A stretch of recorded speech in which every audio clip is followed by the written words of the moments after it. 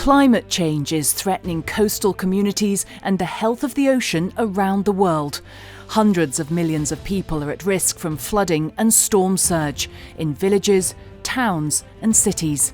We see massive climate change and we see other types of disruption from value chains and logistics and so on, because the world is a vulnerable place and we're at the tipping point where we need to not only mitigate and try to fix problems and try to sort of backtrack, but we also need to prepare ourselves for what's going to come. There's risk, but there's also resilience. Some communities are developing their own solutions through financial innovation, through nature. They need support, and we need global scale to deliver impact. That's why we set up ORRAA and the Ocean Resilience Innovation Challenge, or ORIC for short. I lead ORIC, which is basically a challenge fund to surface, identify new innovations that can lead to better resilience for the ocean and the communities living with the ocean. ORIC has already supported projects with mentoring, expertise and advice about how they can get the investment they need to scale up their projects to have maximum positive impact on the environment for their communities. We focus very much on trying to find new good innovation, but we also we're very conscious of the fact that the most important component of any kind of project implementation will be the people doing it. So we spend a lot of time with the entrepreneurs and innovators trying to build them and build their teams and their understanding of how teams work and so on. And here is the next wave.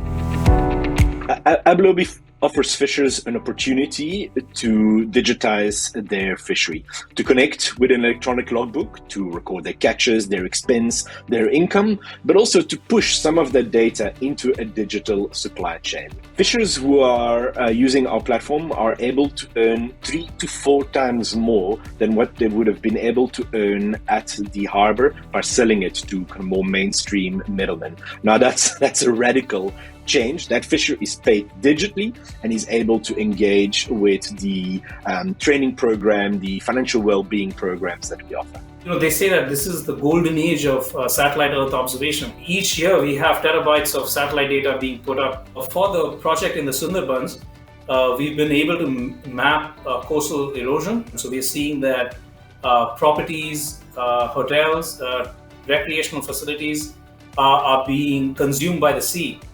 So using satellite data, we can look at areas that are most vulnerable. The wonderful thing of satellite Earth observation data is that we can apply it anywhere globally. And we have this opportunity to take it to different parts of the world and apply it to all the local problems that might be there.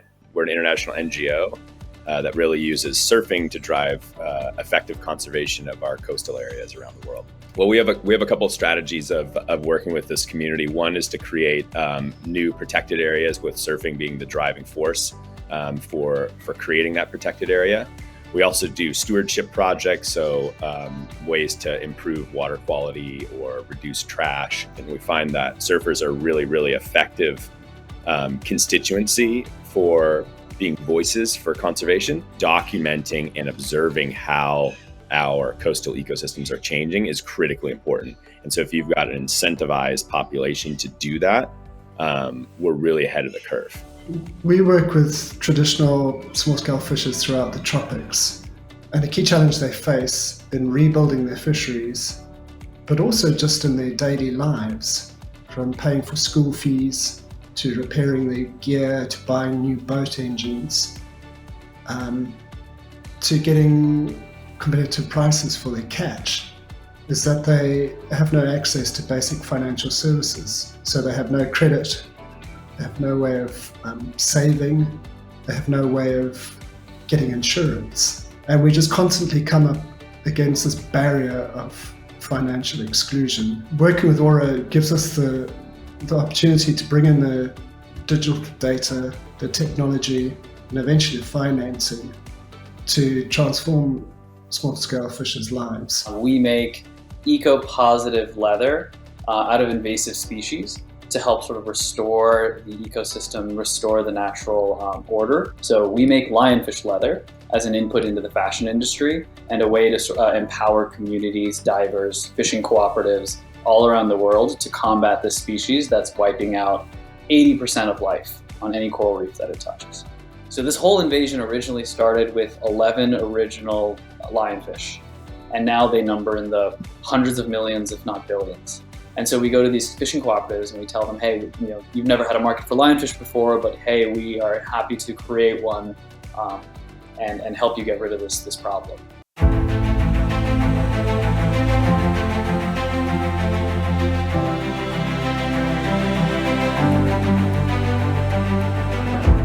ORIC is going from strength to strength. We have brilliant community-based projects using innovative financial mechanisms, which are making a real difference. But we need more and new projects, and we need to scale them up to have maximum positive impact. We have to work together across sectors, from the small to the large, to drive impact, building a collective of ocean resilience entrepreneurs, for the sake of people and planet.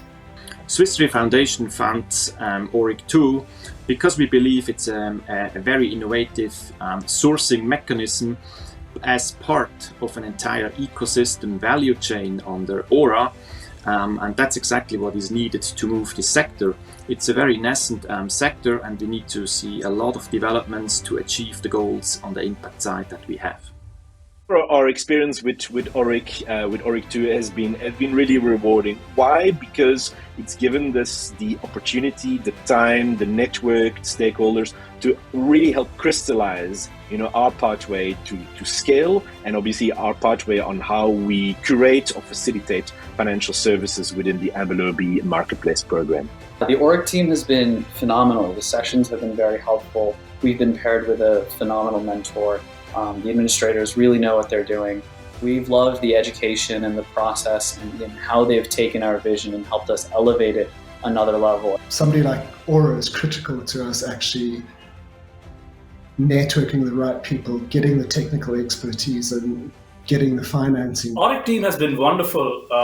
We've had this opportunity to engage with big companies like Swiss Re.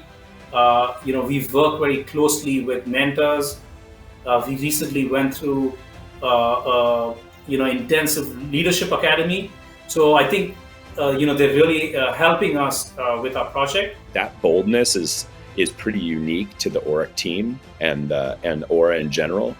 And so finding these new ideas and taking them again from concept to reality is the way that we push the needle forward on solutions to climate change.